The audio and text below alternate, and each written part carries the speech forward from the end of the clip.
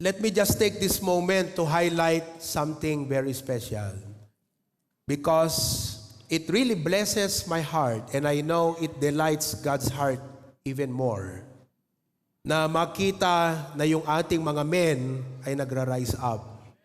Our men are starting to stand up and that's indeed a great blessing. From attending our preacher's class, halos 40 po ang mga men from Lawag, from Pasukin, from Bacara, who came together last Monday night to sit down. Not because the pastor called them to come, that's one, but because they themselves want to learn how to lead a Bible study.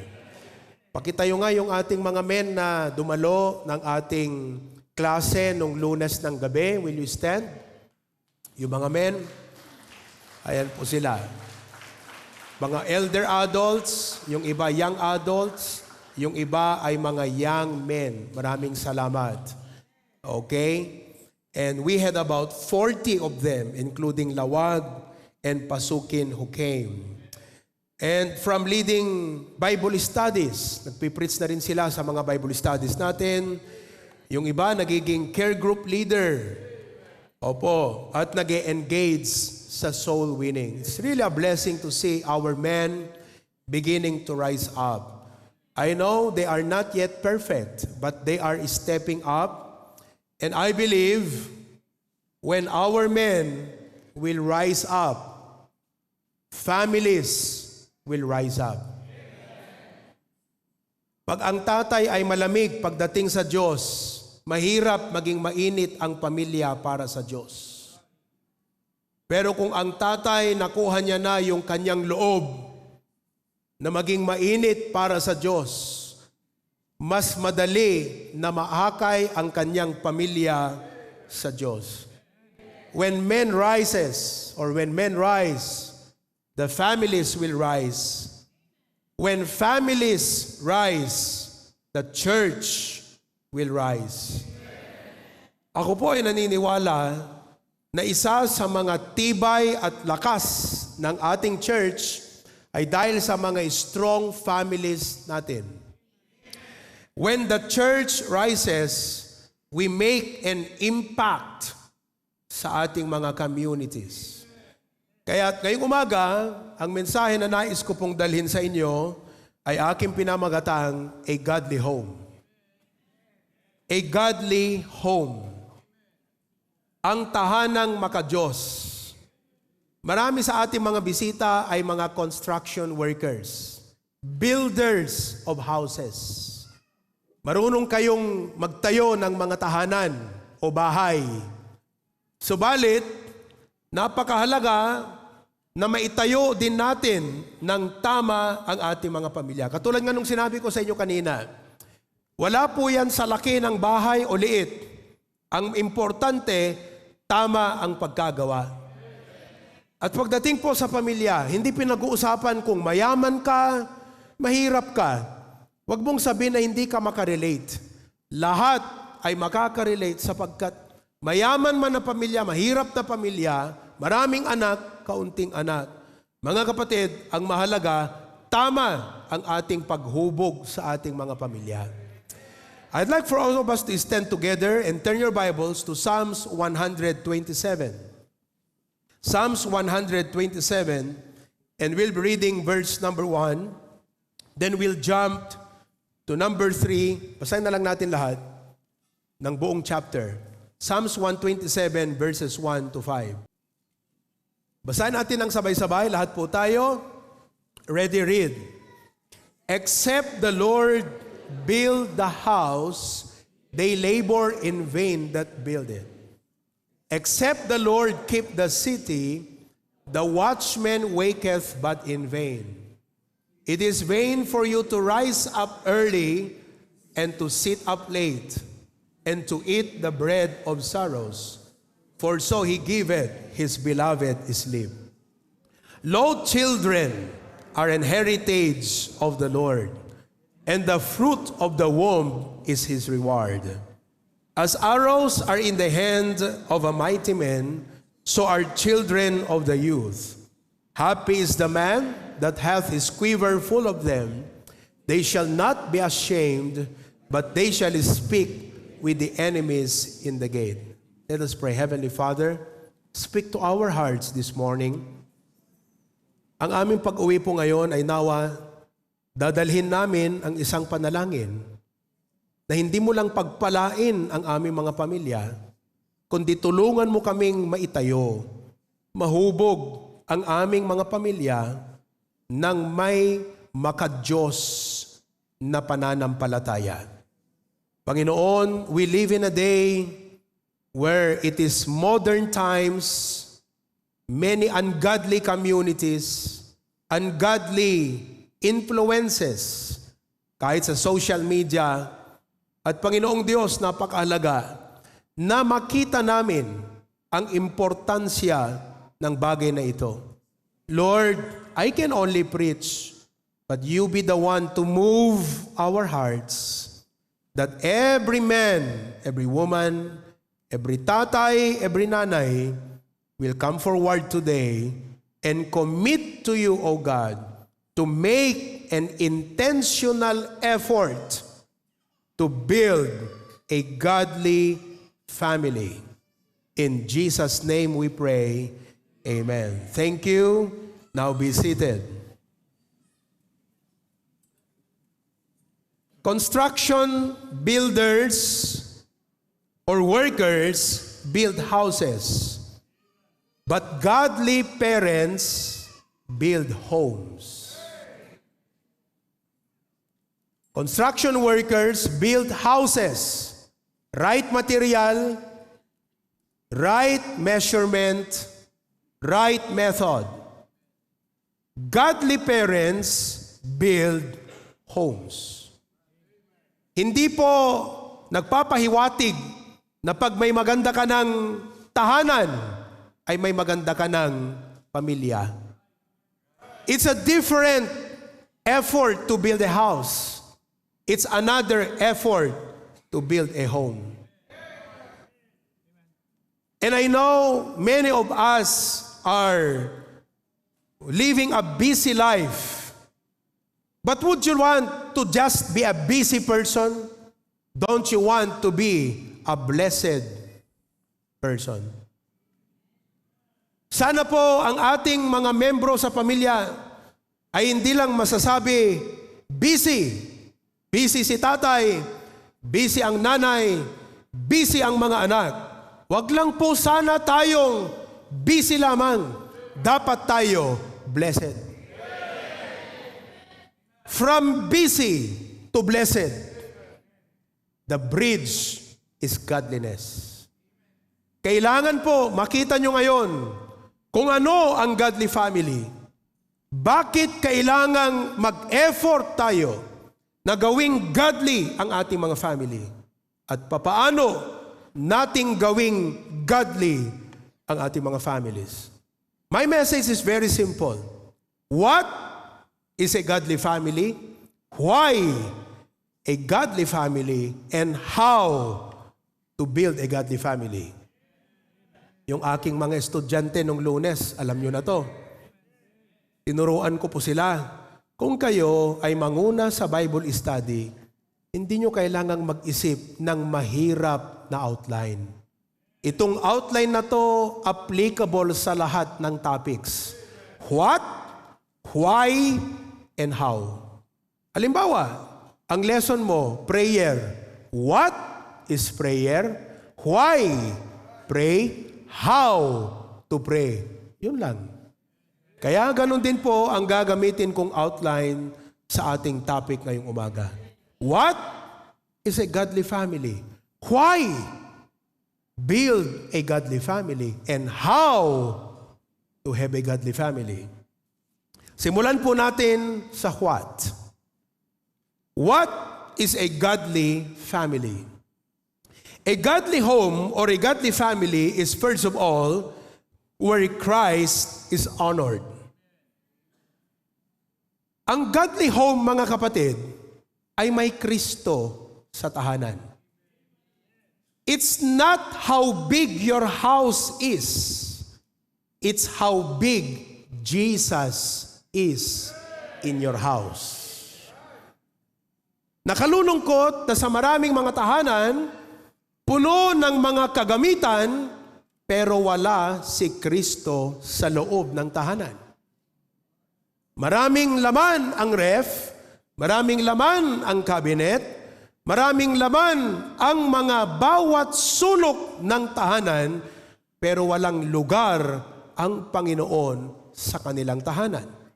Kung tayo po ay magtatayo ng godly family, ibig sabihin, bibigyan natin ng puwang, ng space ang Panginoon, lugar ng Panginoon, hindi lang sa ating tahanan ang pinag-uusapan home sa ating buhay. Upang maging klaro sa inyo, ang difference ng house at saka home. House is the structure. Home is the family. If you are going to establish a godly home, dapat po sa bawat membro ng pamilya, yan po ay home, may puwang ang Panginoon sa kanilang buhay. Mula sa tatay, dapat makuha mo ang loob mo sa Panginoon. Makuha ng Panginoon ang loob mo para sa Kanya. Ganon din sa nanay, sa mga anak, dapat makuha ng Diyos ang kanilang loob para sa Kanya. Mahalaga po yung salitang loob, sapagkat pwede kang magmukhang religyoso, pero wala sa kalooban ang Panginoon sa buhay mo. So a godly home is where Christ is honored. Fathers, let's give Christ honor in our lives. Mothers and children alike. Yung hindi lang po bisita ang Panginoon, kundi siya yung nagmamay-ari. Pag ikaw ay nagtatayo ng tahanan, ng bahay, may owner ang bahay na yan. Ikaw lamang yung builder. Dapat ganun din po sa ating mga pamilya. Tayo ang mga nagtatayo ng pamilya, pero ang Diyos dapat ang nagmamay-ari ng ating mga pamilya. Sa makatuwid, ang katotohanan, pagmamay-ari naman ho talaga dapat tayo ng Diyos. Ang kailangan lang sa atin, kilalanin siya. Sapagkat mahirap naman po, na kung ikaw ay isang team ng construction worker, dumating yung may-ari, sabi niya, ganitong gusto ko, tapos hindi nasusunod. Anong ibig sabihin nun? In legality, in reality, siya ang may-ari. Subalit yung mga tao, hindi siya kinikilala. Ang dapat maunawaan po natin ngayon, ang Panginoon ang may-ari ng ating mga pamilya. Dapat natin siyang kilalanin. In a practical sense, sundin mo siya. Pahalagahan mo siya. Unahin mo siya. Kilalanin natin siya. A godly home is where Christ is honored. Hindi lang po yan, a godly home is where the Bible is practiced. Ang tahanan na godly o ang pamilya po na godly ay where the Bible is practiced. Maraming mga tahanan po, ang Biblia display. Nakalagay doon sa lamesa at matagal nang hindi binubuklat. Ano po? Alikabok, ano ba yun sa Tagalog yun? Inaalikabok na. Tama ba ako? Yun. Inaalikabok na yung kanilang mga Biblia, mga kapatid. Listen, ang godly home, ang picture ng isang godly home, makita mo mula sa tatay, nanay, at mga anak. Una, makita mo yung kanilang puso sa Biblia. They read the Bible, they meditate the Bible, but most importantly, they practice the Bible in their lives. Kung anong sinabi ng Biblia, yun ang kanilang sinusunod. Isinasabuhay po nila. Hindi po sila nahihiya na isabuhay ang mga sinasabi ng Biblia. Gusto kong ma-realize po ninyo, bilang isang construction worker, nagdadala ka ng martilyo, nagdadala ka ng metro, nagdadala ka ng plumb line. Ewan ko kung ano sa Tagalog ang plumb line. Butuon. Pag ba may nakita kang karpintero na bago po siya nagputol o pumutol ng kahoy, kanyang minimeasure, pagtatawanan niyo ho ba? Sasabihin niyo ba, apakahina mo naman, pa-measure ka pa, hindi mo na kailangan ng measurement, putulin mo na lang. Mas nakakatawa ka. Pagputol ka ng putol na hindi ka nagme-measure. Ganon din po sa pamilya. Hindi po nakakahiya at hindi nakakatawa na bago nyo gawin ang isang desisyon ay inyong tinitignan muna ang Biblia. Ito po ang metro sa buhay. Ito ang pamantayan. Ito ang plumb line sa ating buhay. Hindi nakakahiya sa isang tatay na maraming problema, maraming desisyon ay bumubuklat, nagbabasa ng Bible upang malaman niya ang kalooban ng Diyos para sa kanya. Meron tayong batas, merong prinsipyo sa trabaho, measure twice, cut once. Hindi yung pinutol mo na, saka mo mineasure. Mahirap mo nang ituwid yun kung sakali man. Marami ka nang nagastos to, marami ka nang masisira. Am I correct? Kaya hindi po yung saka lang tayo sumangguni sa Diyos nung may problema ng ating mga pamilya. Dapat sa simula pa lang, hubugin na natin ang ating mga anak. Ayon sa Biblia, train up a child in the way they should go and nurture them in accordance to the Word of God. Kaya ang godly home, una, Christ is honored. Pangalawa, the Bible is practiced. Kaya napansin niyo po, marami kaming pwedeng maibigay na regalo sa inyo. Wala kaming maibigay na mararangyang regalo sa inyo. Pero ang una naming binigay sa inyo ay Biblia. Parang ikaw kasi ay karpintero, nang una kong ibibigay sa iyo, Metro, kunin mo to. Kunin mo tong martilyo, kunin mo tong plumb line, kunin mo tong mga electric na. Pag binigyan kita ng tools, with the right tools and right skill, you can build a house. With the right tools and with the help of God, you can build a godly home.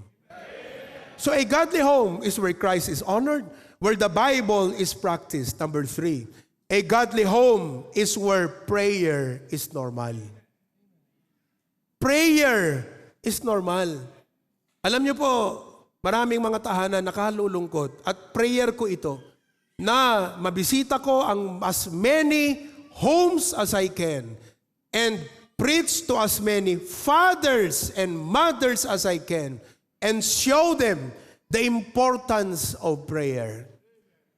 You know, hindi dapat yung panalangin natin ay bihira lang. Yung sakalang tayo mag-pray pag nagsimba. Nag-pray pag pumunta sa church. Ang godly home, normal ang prayer sa bahay na yan. Normal ang prayer sa mga pamilyang yan. Bago gumising. Amen? Hindi ko nakikinig. Makakapag-pray ka ba bago ka gumising? Tulog ka nga. Ibig kong sabihin, bago ka magsimula sa trabaho.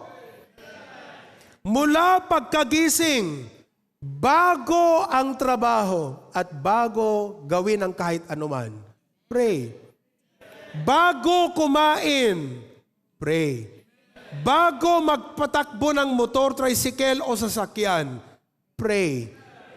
Bago magdesisyon, pray. Bago tumungo sa pupuntahan, pray. Prayer is normal to a godly home. Kaya mga tatay, napakahalaga na matuto tayong manalangin. Hindi po nakakahiya ang manalangin. Sapagkat ang panalangin ay paghingi ng tulong. Nakakahiya bang humingi ng tulong? Kung nahihiya kang humingi ng tulong, walang mangyayari sa buhay mo. Dahil sa hiya mo, hiya ka, nahihiya ka, walang mangyayari sa iyo. Kunatay ti Ilocano, awan maalala tibain, dapat awan babain. Amen. Hindi po nakakahiya. Pag meron kang hindi alam, hindi nakakahiyang magtanong. Pag kailangan mo ng tulong, PR, puskol rupa, iturturod mo, timapan, dumawat, titulong. Tapangan mo ang loob mo na lumapit sa tao para humingi ng tulong. Pero mga kapatid, bakit hindi natin lapitan yung Diyos na pinanggagalingan ng lahat ng tulong na kailangan natin? Hindi nakakahiya ang humingi ng tulong. Kaya alam nyo, gawin nating normal ang manalangin. Ang Diyos, nandyan lang po ang Panginoon sa kanyang trono. Nag-aantay na lumapit tayo sa Kanya. Hindi tayo lumalapit. Kaya alam nyo mga kapatid, ang pinakasayang sa buhay, hindi po yung panalangin hindi nasagot o binigay. Ang sayang, yung mga hindi nakarating na dapat nakarating na panalangin. Unspoken prayers. Marami tayong pangangailangan. Marami tayong mga problema. Gawin yung normal ang manalangin. Kahit sa trabaho, gawin nyo pong normal ang manalangin. Bago magsimula ang trabaho, mag-pray muna tayo. Hindi lang po kada Lunes na dapat may prayer time kayo. Maganda na everyday, pagka nandyan na ang lahat, hindi naman kailangan nandyan ang lahat, magsimula ng tamang oras. Kasi kung nandyan lang lahat, paano kung alas 8 dumating yung iba na late ng trabaho? Halimbawa, alas 7, magdatingan po kayo sa trabaho. Dumating kayo ng 5 minutes before. 5 minutes before, 6:55. Yung iba nga mas maaga, 6:45 nandyan na eh. Nagkukwentuhan lang, di po ba? Bago kayo magsimula, pwede bang mag-pray muna tayong lahat? Bawat isa matutong mag-pray. Kung 20 kayo sa construction work, bawat isa, ikaw naman ngayon, ikaw bukas, ikaw bukas, ikaw bukas. Gawin nating testimony na pag mga Kristiyano ang gumawa, mga kapatid, normal sa kanila ang manalangin. Pagka magsisimula, pwede bang manalangin muna tayo? Magpipray. Kayo pong mga fisherman, bago kayo lumuwas, papuntang dagat, bago pumalaot, mag-pray muna. Amen? Sabihin nyo, ulit kayo, bago tayo pumalaot, mag-pray muna tayo. Sapagkat ang Diyos kaya niyang utusan ng lahat ng mga isdang yan. Tumawag tayo sa Diyos, Panginoon, utusan niyo po ang lahat ng mga pusit, lahat ng mga lapu-lapu, lahat ng mga Magellan, lahat ng mga Herodes, utusan niyo po at pumunta sila dito sa aming lambat. Normal ang manalangin. A godly home is where prayer is normal. A family that prays together stays together. Not only that, a godly home is where spiritual growth is intentional. Pagdating po sa spiritual growth, ibig sabihin, ito po yung paglago patungkol sa ating relasyon sa Diyos. Ito po ay hindi pinababayaan ng isang godly home. Ito po ay inaatupag, pinaprioritize po ito ng godly home. Amen po ba? Hindi lang po basta sinasabi nating anyway, nag-church naman tayo, but it is where spiritual growth is. Ibig sabihin, may plano. May intensyon, mga kapatid.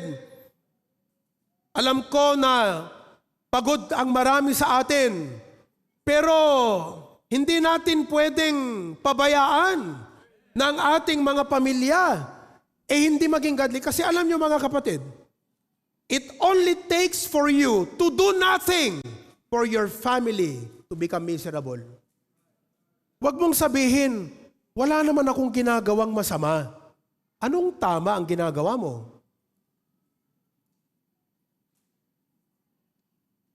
Alam nyo, pag ikaw ay farmer, tama na diligan mo, tama na applyan mo ng fertilizer, pero kung hindi mo tatanggalin, wala kang gagawin sa mga dahon, damo, tutubo yan ng kusa.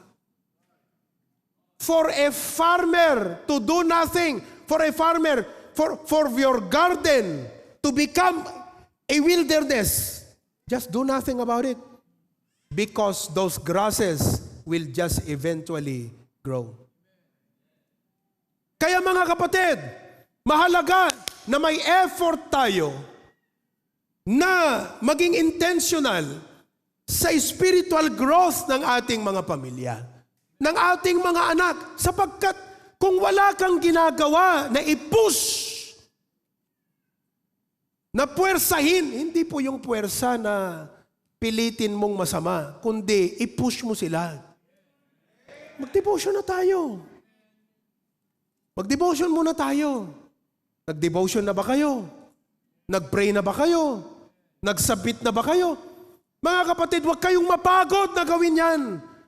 Sapagkat pag hindi natin ginagawa ang effort na to, tutubo ang mga damo sa utak ng ating mga anak. Just do nothing in your garden. All the grass will grow. That's why, if we do nothing to push our families and encourage our children in the things of God, mga kapatid, don't be surprised. Maraming masasagap yan na kung ano-ano sa kanilang buhay. Kaya sana na naunawaan nyo, naintindihan nyo po, simple lamang po yung analogy na gustong ipakita sa inyo. Analogy ng isang garden. Tama ba ako? Sino sa inyong mahilig mag-garden? Siguro iniisip nyo, ano ba naman to? Magpasalamat nga kayo. Ang church nyo, ang pastor nyo, inire-require kayo. Ngayon, kung hindi mo kasi na-appreciate yung reason at purpose ng ipinagagawa sa'yo, you're only doing it out of duty.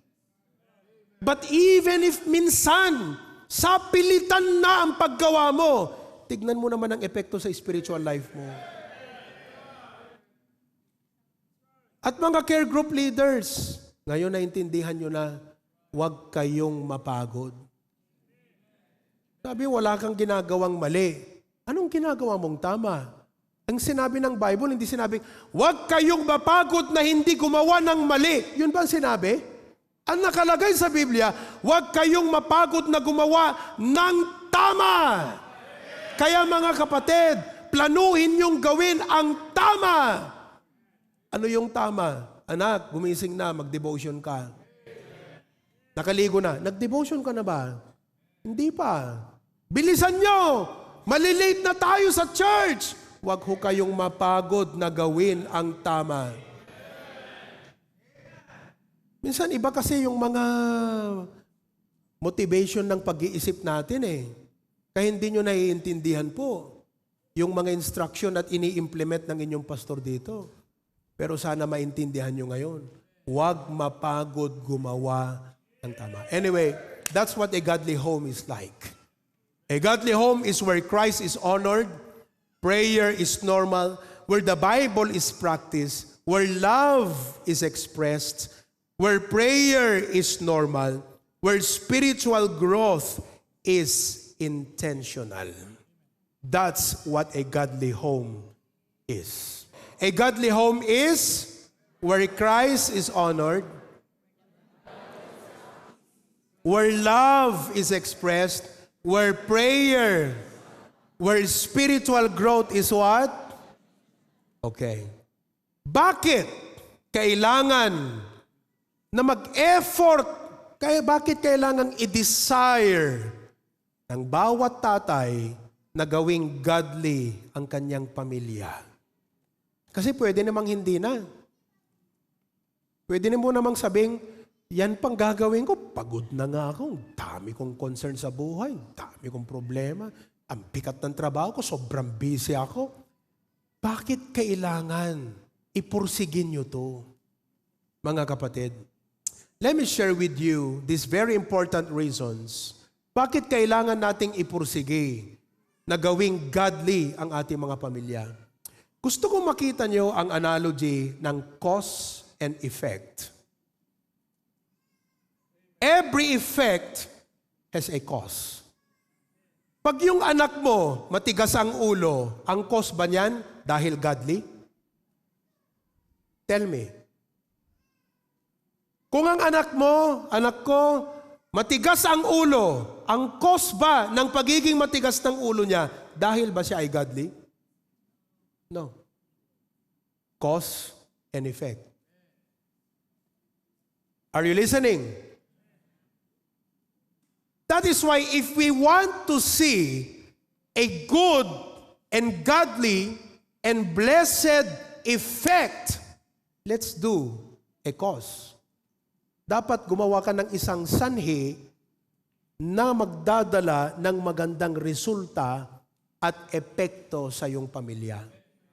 That's why godliness, tandaan nyo to, money does not make a person good. Listen, bigyan mo ng bisikleta yung anak mo, bilan mo, sige. Bilan mo ng cellphone. Akala mo yun ang magpapabuti sa kanya. Wrong. You are looking into a wrong mindset. Akala mo, that's the cause that will make him good. Are you following? And that's it not. That's what we do. We work so hard because we want to provide for our family, and there's nothing wrong for that. But we often think like, pag nabilhan ko to, nabili ko ang gusto niya, nabiling ko ng laruan, nabigyan ko ng pera, magiging mabuting anak to. Subukan niyo mga kapatid. Pag ganyan ka, gagawin kang imamanipulate ka ng anak mo. That's why many children are growing up to be manipulative. They are master manipulators. Are you listening? Because it is not money that will make them good. It is godliness that will make them good. Tignan niyo po. Kung binigyan mo ang bata ng maraming pera at masama ang puso, mas magagagawa siya ng maraming masama kasi maraming pera. Pero pag ang puso ng anak, maka-Diyos, mas marami siyang magagawang maka-Diyos sa perang binigay dahil maka-Diyos ang kanyang puso. Kaya ito pong idea ng godly home kung bakit is because you are setting a good foundation. A cause that will produce result and effect in your family. Kaya wag niyong gawing, pagod na ako, wala akong panahon, mahirap ang trabaho. What are you working for? For your family, right? What's the use when you lose your family? What are you working for now? Para tayo po'y katulad ng isang nanay na agila, marami siyang iglets doon sa kanyang pugad. Dahil hindi po niya sinecure ng maayos ang pugad, naabutan ito ng ahas, at isang araw yung agila lumabas para kumuha ng pagkain. Naghirap na maghanap ng pagkain para sa kanyang mga iglets. Pagbalik, wala na yung iglets, kinain na ng ahas. Gusto niyo po ba na gano'n ang ating mga pamilya? Ang sipag natin at lahat, pero pag tinignan natin paglaki, sila'y nawala sa landas. Because we did not establish a cause that will lead them to the right direction. A cause that will produce good result in their life. Godliness is not an option to the family. It's a foundation. Pwede mo bang sabihin sa bahay, alam mo ang foundation, option yan kung gusto mo o hindi. Walang ganun. Hello? Negotiable ba ang pundasyon?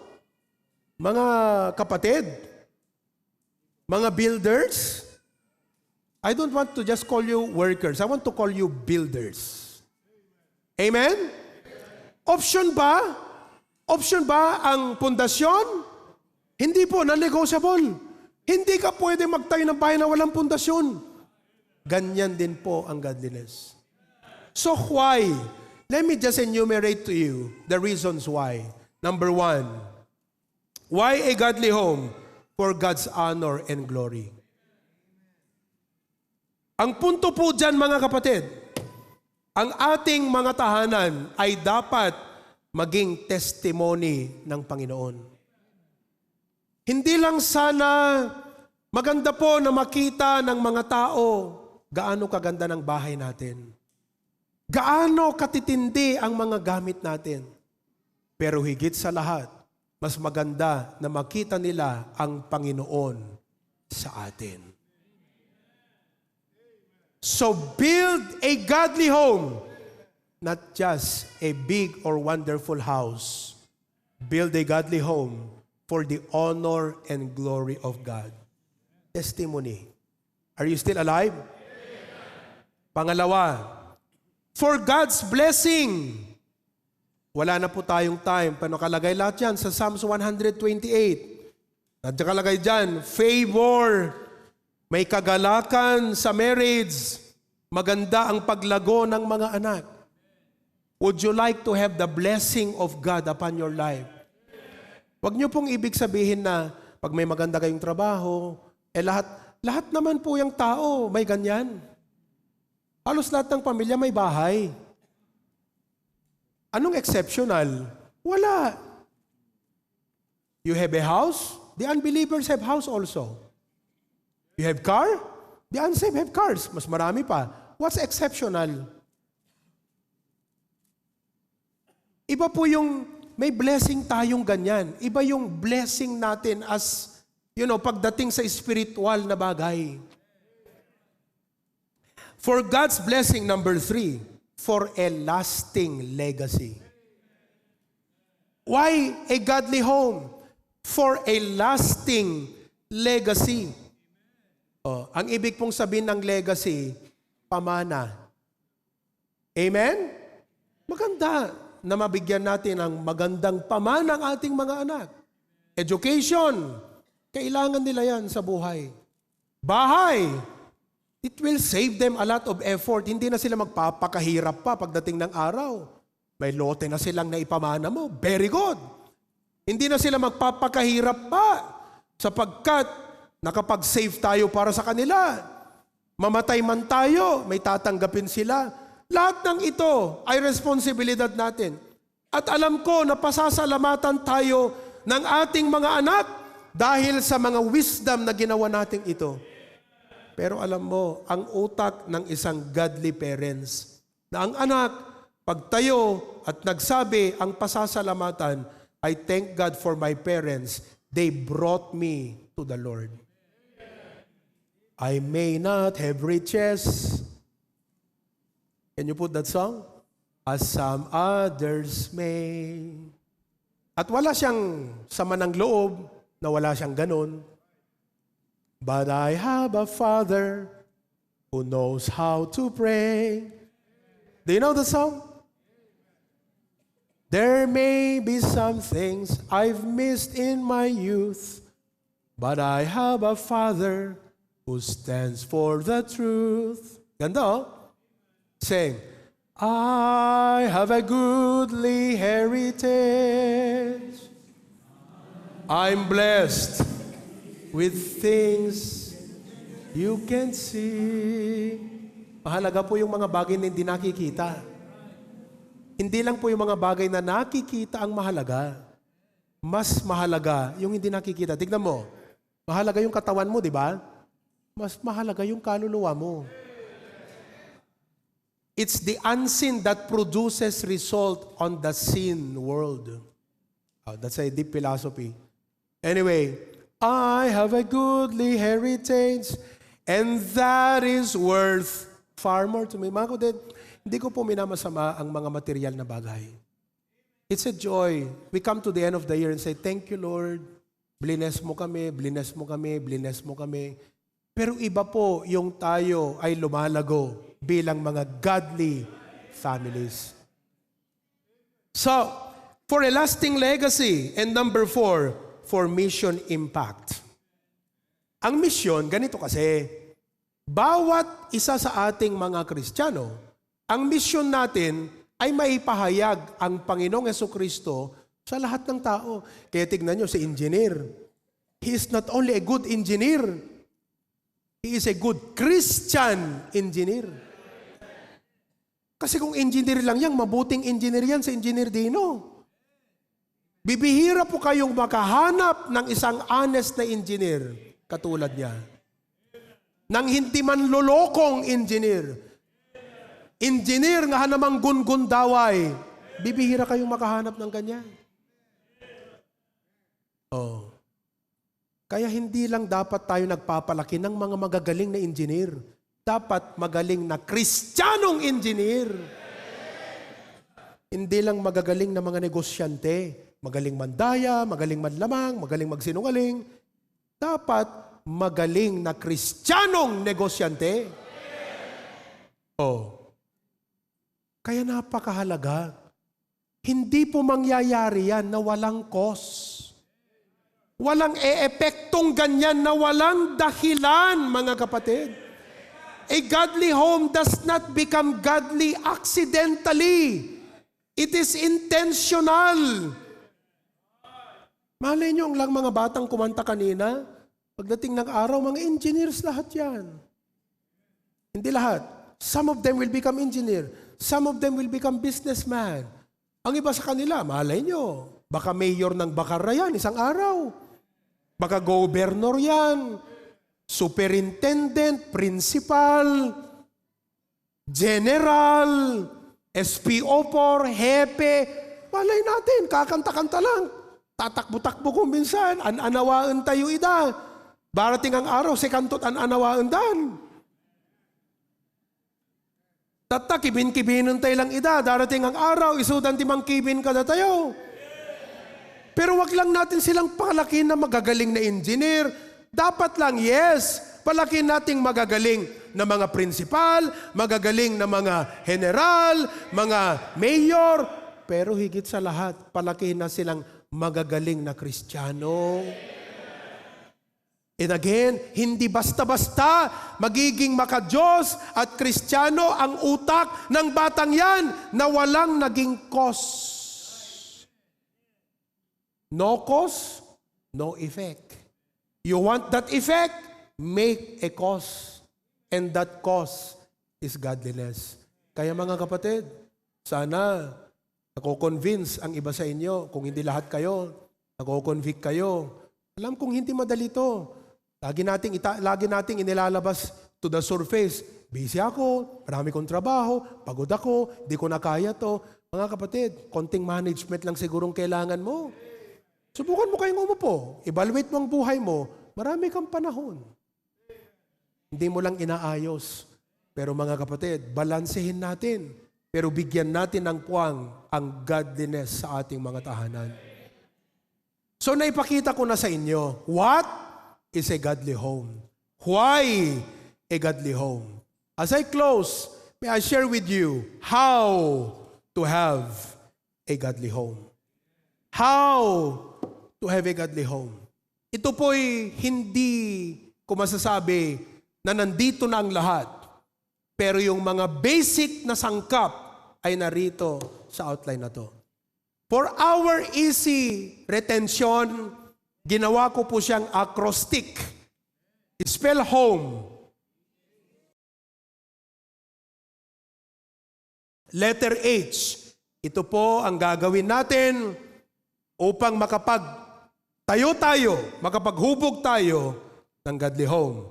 Letter H, honor God. Honor God. Gusto ko pong i-define yung word na honor. The word honor means to regard with great respect. Alam nyo, isa sa mga magandang ugali ng bata ay marunong rumispeto. Marunong rumispeto sa magulang. Marunong rumispeto sa mga nakatatanda. Alam niyang sabihin ang po at opo. O mga nanay, turuan ng mga anak na pag may kausap na mas nakatatanda, po at opo. Yan pong lahat ng yan, it takes effort.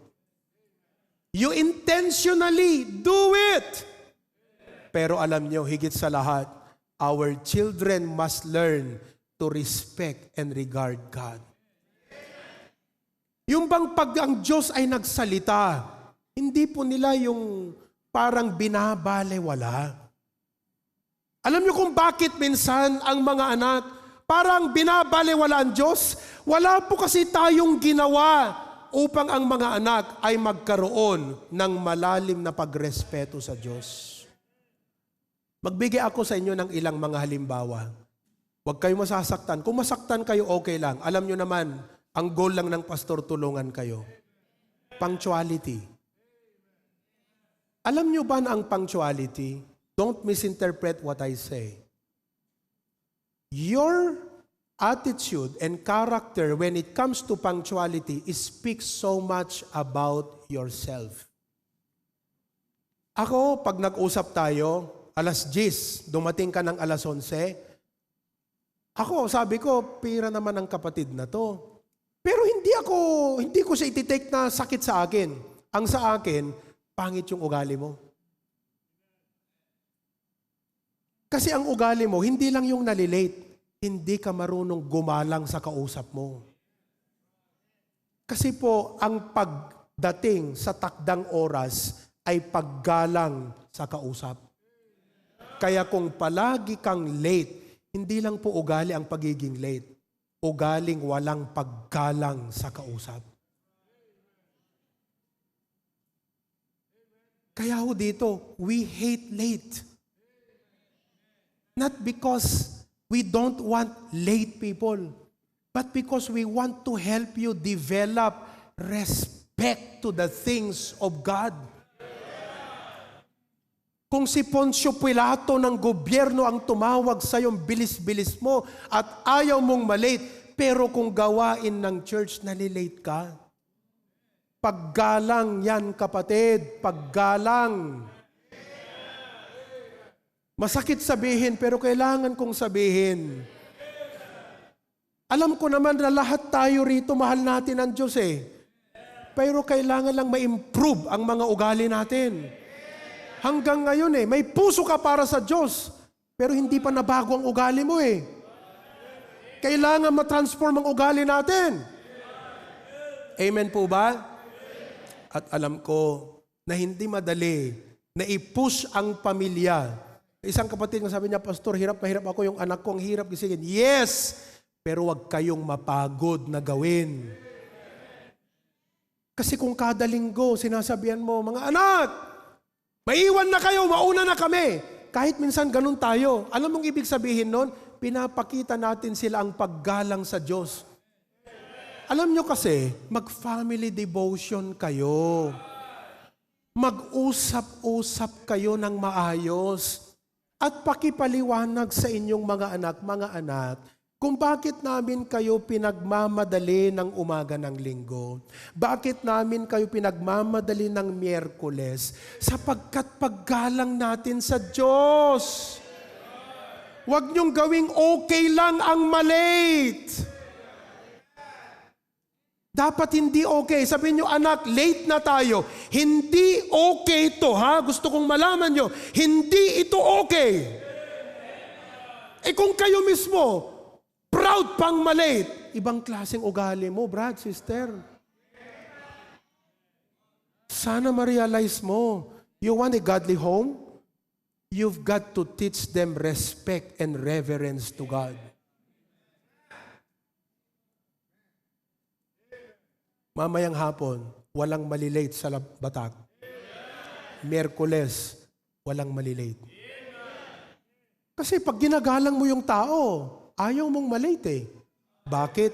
Hindi ba natin iginagalang ang Diyos? Kahit hindi na akong igalang nyo, ang Diyos. Gawain to ng Diyos. Kasi sa akin, wala akong pakialam dyan, hindi ako apektado. Ang sa akin lang, yung ugali mo dapat mabago. Kasi may anak ka. Magdi-disciple ka. Dapat maging example ka. Sa akin, wala yun, mga kapatid. Kung malate ka lang.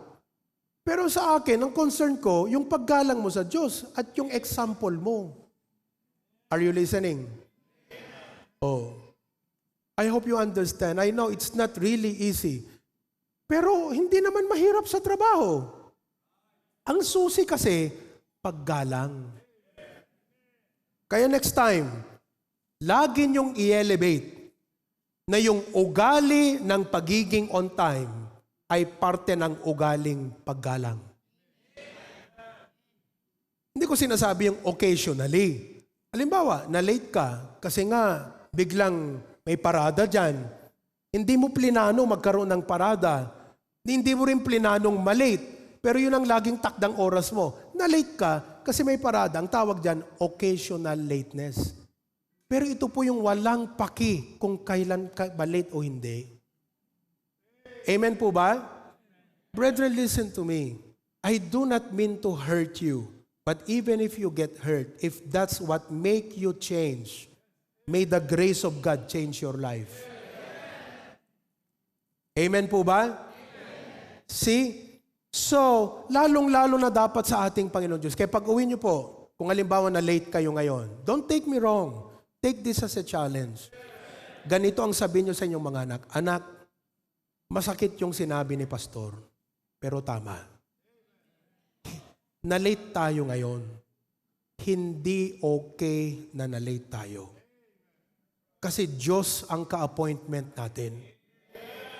Next time, dapat agahan natin ang pumunta sa church.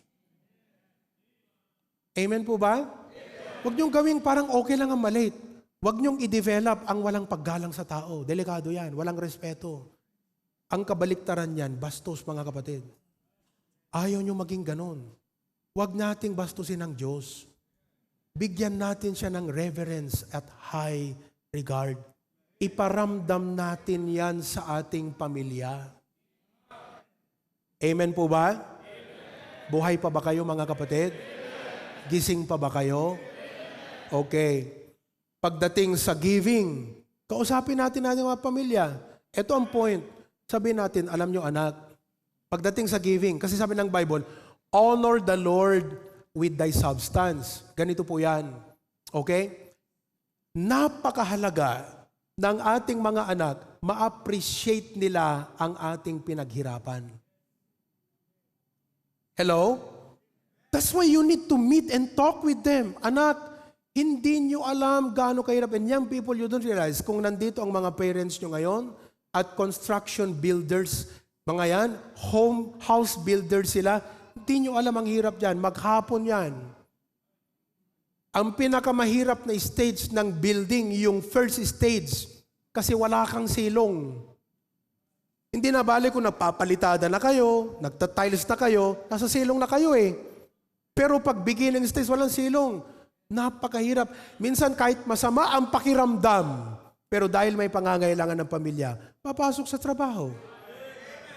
And our children must grow that they learn to appreciate the pain, the tears, and the sweat of parents just to provide for their children and not spend the money as if galing jay ubog ti danom kakabsat. It did not come from the spring. It came from the sweat and pain and hardship of parents. But may I also add, hindi lang po sana matuto ang mga anak natin na ma-appreciate ang ating pinaghirapan. Ma-appreciate din sana nila ang Diyos na pinanggalingan.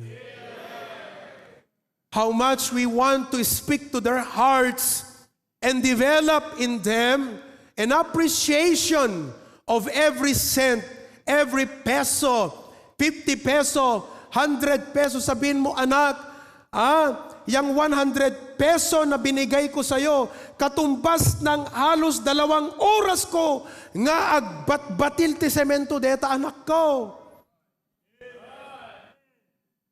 Deta 5 gasot, nga itad kuking ka, mesa aldaw nga nagbat-batilag ti semento anak ko. Hindi ho ba? Napakaganda ng ating mga anak. Ma-appreciate nila yung pera na galing sa pinaghirapan. Pero ituro din natin sa ating mga anak na ang lahat ng ito, Diyos ang pinanggalingan.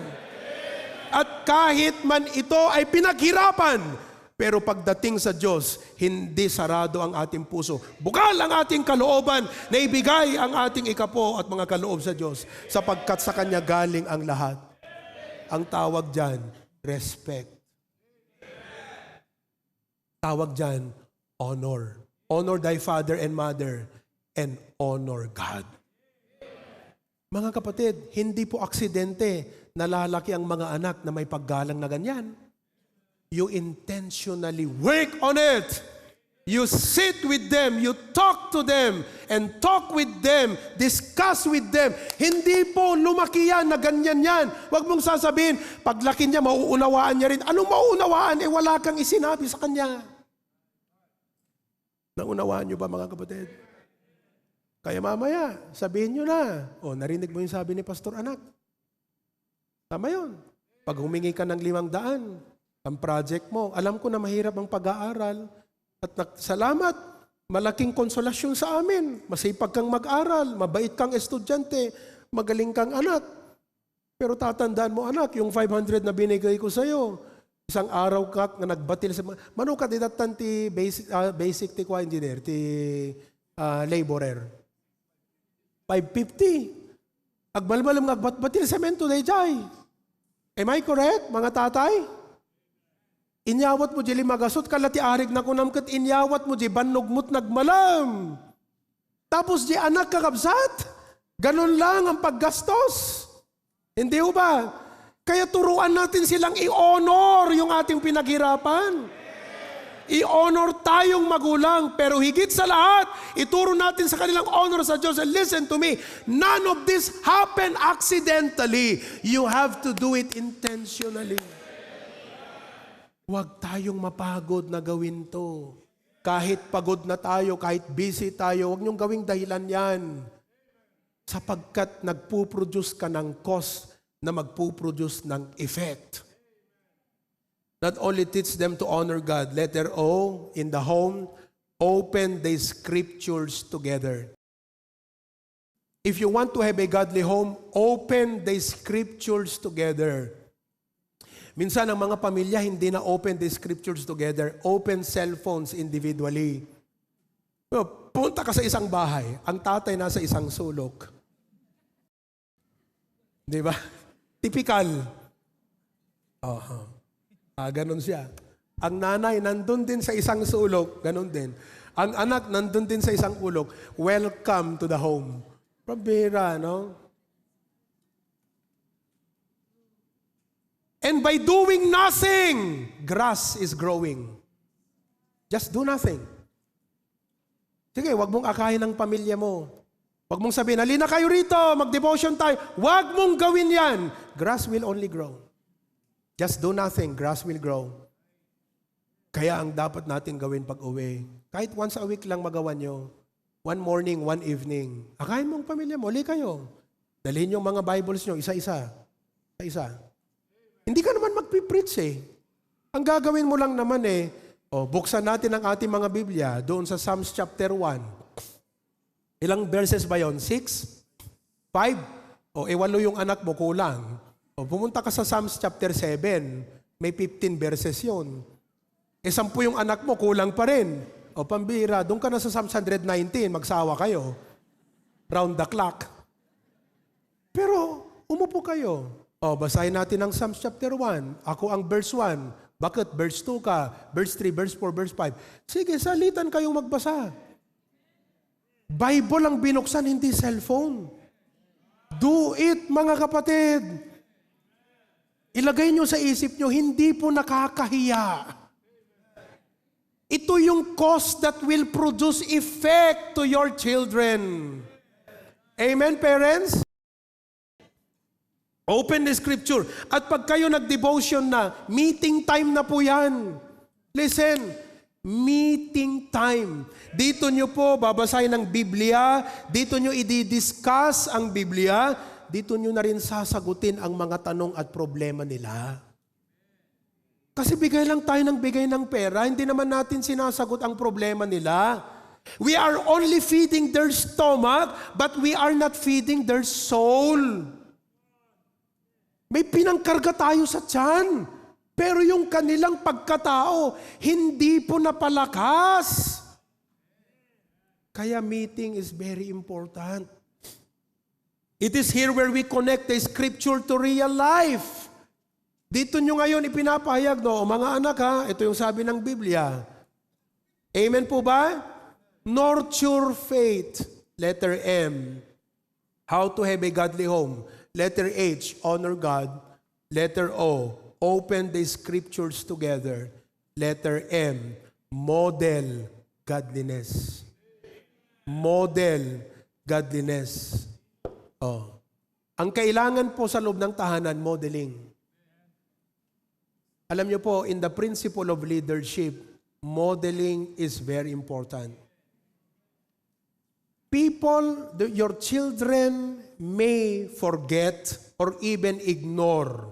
Kalimutan nila or ignore what you say.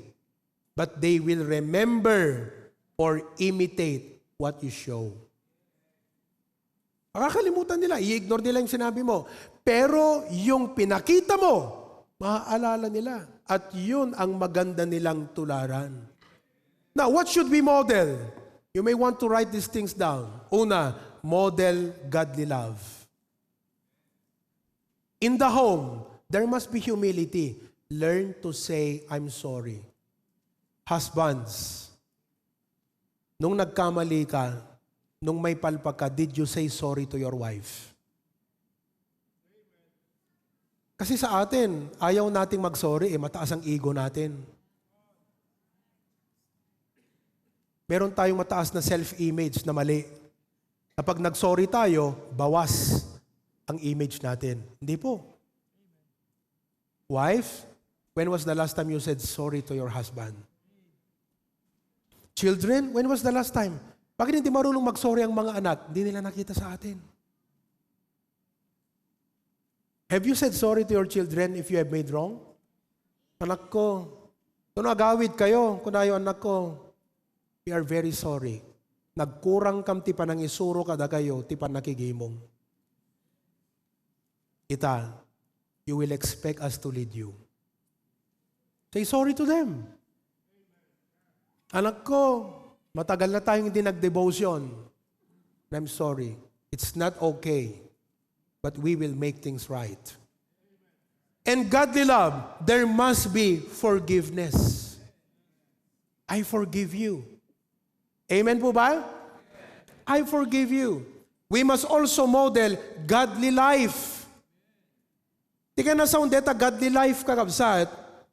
May honesty tayo, character and integridad. Huwag tayo yung pasimuno ng kasinungalingan sa ating mga anak. Tayo dapat ang makaisip na pambira, bata pa tong anak ko, tinuturuan ko ng magsinungaling.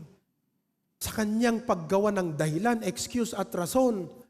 Minsan, para sa atin mga kapatid, baliwala, but you are producing a wrong foundation that will build a wrong character to your child.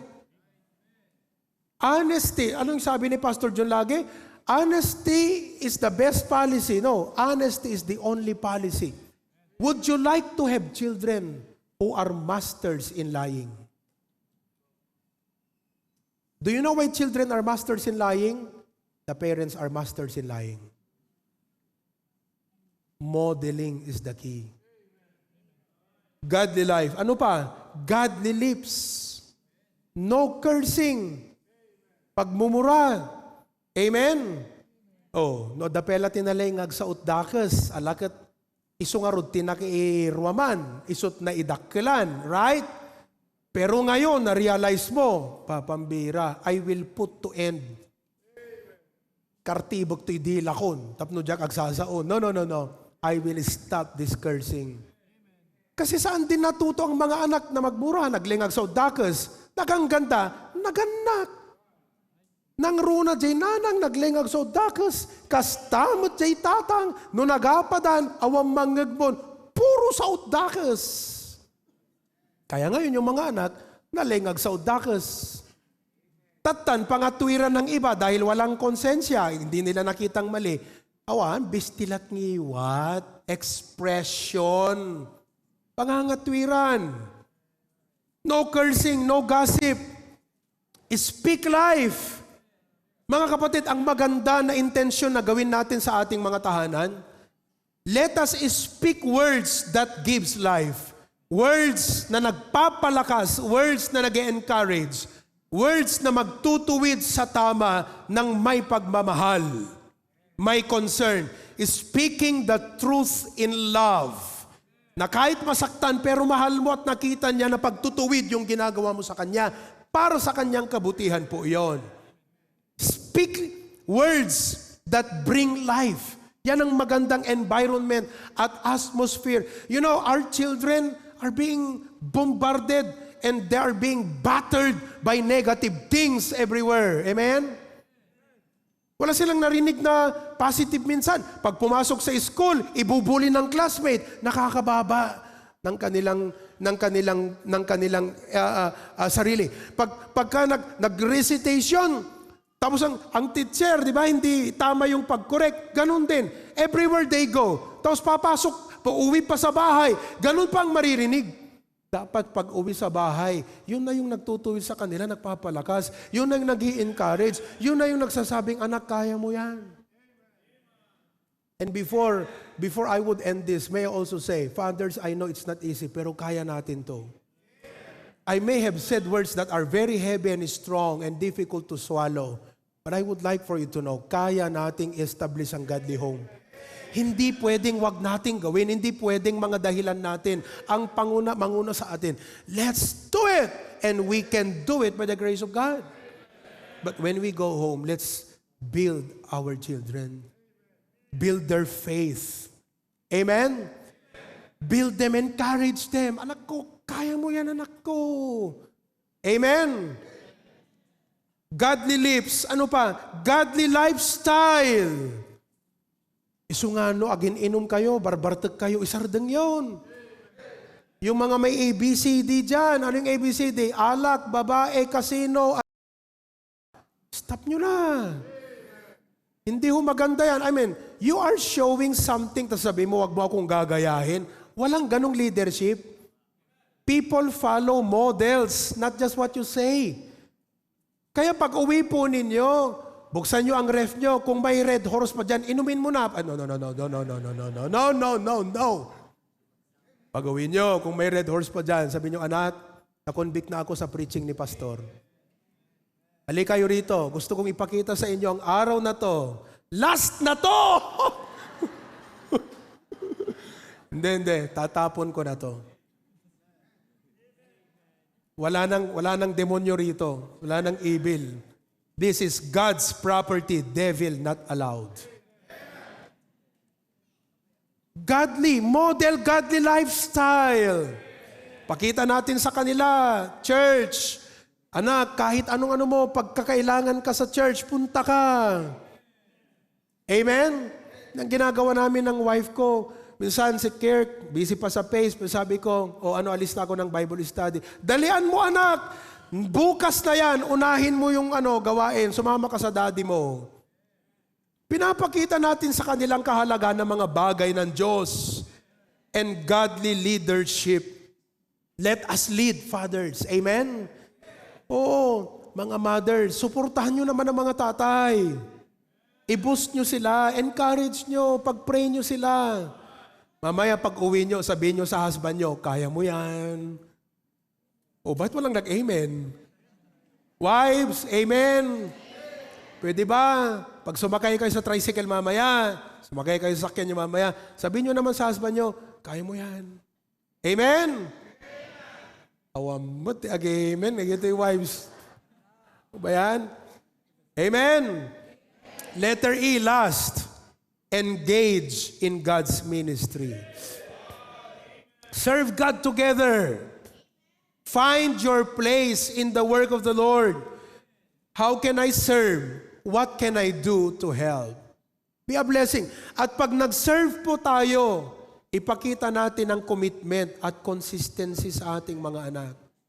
Alam nyo, napakalaking sabihin sa mga anak, anak, pag may ministry ka, be committed ha. Alam mo, the best way to impress it to them, show it. Yung time na may sakit ka, limbawa, hindi ko naman sinasabing pilitin nyo lagi to. Pero bawa masamang pakiramdam mo. Anak ha, kita mo ha, may masamang pakiramdam ko, pero I will still join the choir. Kasi, kayo nga, masamang pakiramdam, lakwat sa SM. Yung bang nagsabing, ba't hindi ka nag-church? Madibagbagik. Damdaman na GSM, magpagnapag na. Yun ba ang masamang pakiramdam? O nagdadahilan lang? Kaya sinasabi namin, yung mga may anak, kayo marami sa inyong mga anak, baby, dapat ang una na dalhan mo yung anak mo, church. Yun, sumanagsag kayan ta Robinson ka da SM, di ka pinaipasyar kapilya di anak mo, naamot ng kakabsat. Nasabat na ka di kabsat, nasabat na, oy Brad, kosta, cute-cute na anak mo. Hindi pa nag-church yan. Dapat mo kakabsat, ang una, church, bago kayo nga sumanagsag. Duray man pinal daw, kayo to SM ka da Robinson o kayat yung patpating rep. Pero inuna nyo sa church. Engage. Amen po ba? A godly home requires two things. Lordship, leadership. Parents, I know, very forceful ako magsalita, pero sana ang nakita nyo ngayon, Panginoon, hindi ako. Emphatic ako. I emphasize some points. I had to really give those sharp arrows to you, to waken you up, to convict you. Pero sana ang nakita nyo, hindi ako. Hindi ang Panginoon. I can only preach. I'm just His messenger. But it is God who is calling you today. If ever you stand up today and rise up and say, I will lead my family, not in response to me. It's in response to Him. I'm just a messenger. I hope you see Jesus in this message today. I may not have opened a lot of verses, but we come from that 127 verse 1. Except the Lord build the house. Lordship. And number 2, leadership. Everything rises and falls on leadership. Hindi pwedeng walang manguna. Dapat may manguna sa loob ng ating mga tahanan. A godly home does not happen over time. Listen to me, men, mga kapwa tatay, kapwa husbands, buhay pa ba kayo? What the home needs is not a perfect man. What the home needs is not a wealthy man. What the home needs is not a loud man. Alam ko marami sa inyo, boses nyo palang takot ng mga anak nyo. But what the home needs is a godly man. A committed to godliness. A man who is committed to God. I hope, I pray, you will respond to God today. Yan po ang panawagan ng Panginoong Diyos sa bawat pamilya natin ngayon, pati sa mga nanonood. We rise up and respond to God and say, Lord, number 1, I will be a godly man and I will lead my family to godliness. Heavenly Father, we come to you with thanksgiving and praise. Salamat po sa mensahe na dinala nyo ngayong umaga. I know it was a challenging message, a heart-piercing message, but we need that, Lord. We need that conviction. And we respond today, O God. I pray ng lahat, hindi po si pastor ang nakita nila, kundi ikaw sa preaching na ito. And we will stand and rise up today and make a promise to you to build a godly home. Every head be bowed, every eye be closed. This appeal is primarily and first of all to all the men. You're a father, a husband, maybe you're still a single man. Naglawag ka kabsat. You have the skills and the tools to build a house. But God is calling you to build a godly home. Kailangan mong pumunta sa Wilcon para kumuha ng materyales. Ngayon, nasa Biblia ang mga materyales. Given the opportunity, as a man, why not today, sabihin mo, Pastor, thank you ta preaching mo natudukak. Good. Natamaan nak.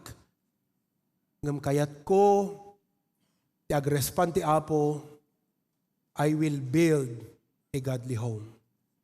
I don't know how to start, where to start, nakamano ka sa namang rugi, nga may kararagnak ka di pastor, kayat ko nga ti pamilyak, that at the cost, at the sanhi nga mang produce ti resulta. Iso day di godliness. If that's your prayer today, as a man, will you raise your hand and say, Pastor, pray for me. Men, raise your hand right now. Kahit mga bisita, wag po kayong matakot, wag kayong maya. Pastor, kayat kumot, ikararagnak man. Amok nga do't pagkapuyak nga tatanggam, ikararagnak, Pastor. Yes. I'd like all the fathers and the men to come right now. Will you come here in front? While the wives, just stay where you are. Pray for your man. Pray for your husband. Support them in your prayers right now. If your husband is not here, don't be discouraged. Your prayer can touch your husband.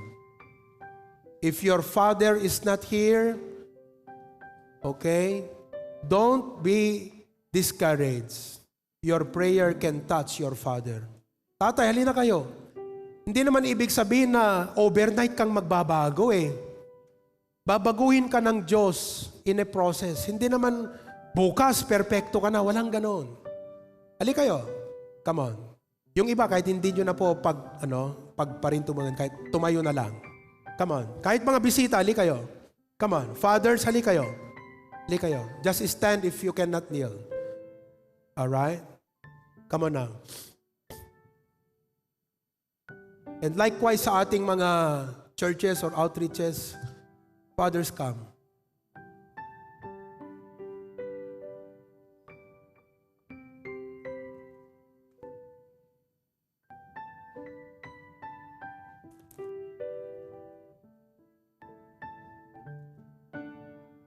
Amen. Oh, ulitin ka, hambat nga overnight ka tagbalbaliw kan. Ngamang rugi ti tarigagay. Deta nga tarigagay no masibugan, dumakkel katagbalin agbunga iso na ti aksyon ti panagbiag. It starts with a godly desire. Nagmayat no ita ko nam apo pakawanan nak dagiti nagkurangak ken kaapo. Ket daytoy nga nagkurangak ken ka, isumot ten ti nagkurangak iti pamilya. Tulungan nak apo.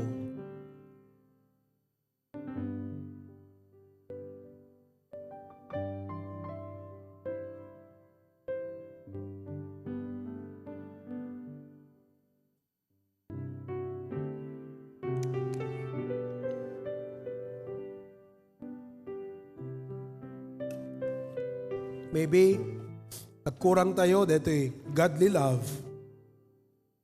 Nagkurang tayo ti godly life. Ti kurang kada tayo godly lips. Godly lifestyle. Kuno mabalin nga ti kurang kada tayo godly leadership.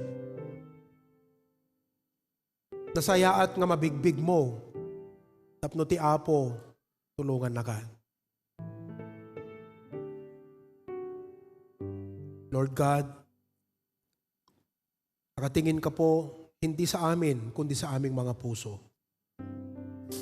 You see that desire, dear God, convicted po yan sa preaching. Na-touch po yan sa mensahe mo. At salamat, Holy Spirit, na kinausap mo kami ngayon. Again, ang prayer ko po, sana hindi si pastor ang kanilang nakita ngayon, kundi ikaw, Panginoon, sa preaching na ito. And we will go and we'll do something.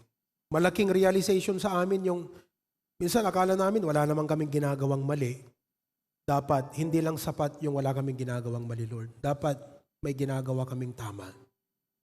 And this is the right thing we will do for our families. I think, Lord, ang unang gagawin ng bawat tatay is uuwi, mimitingin ng pamilya, magde-devotion. Bigyan mo sila ng lakas ng loob.